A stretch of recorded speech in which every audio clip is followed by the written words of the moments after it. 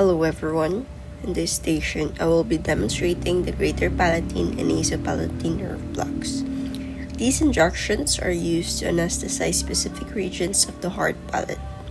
My assistant Kathleen will be supporting me. Our patient today is Kia and Rose will be observing.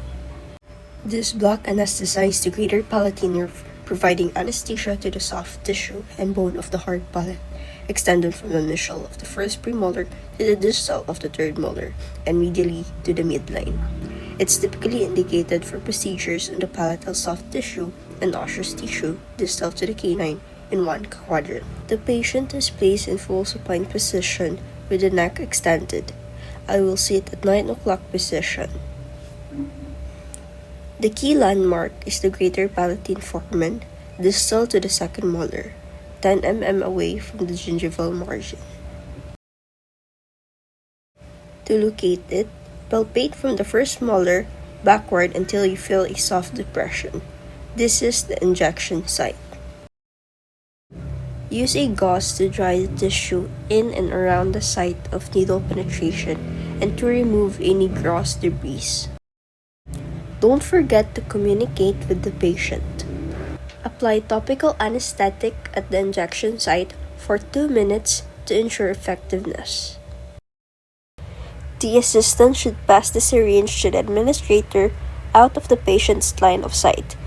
We use a 27 gauge short needle beveled towards the palatal tissue. The needle is inserted just anterior to the foramen, advancing slowly until bone is contacted, about 5 to 6 mm depth. Stabilize with cotton applicator and not your finger. We deposit 0.45 to 0.6 ml of anesthetic solution. The tissue should blanch as the anesthetic spreads. Always aspirate before deposition. Inject slowly to avoid trauma. Possible complications include ischemia, necrosis, hematoma, and occasionally soft palate anesthesia if needle is misplaced.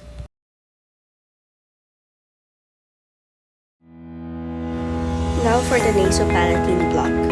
This anesthetizes the nasopalatine nerve, providing anesthesia to the anterior hard palate from canine to canine bilaterally.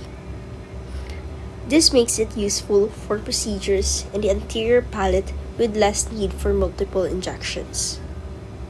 Again, the patient is supine, but here the landmark is the incisive foramen, beneath the incisive papilla, directly behind the maxillary central incisors.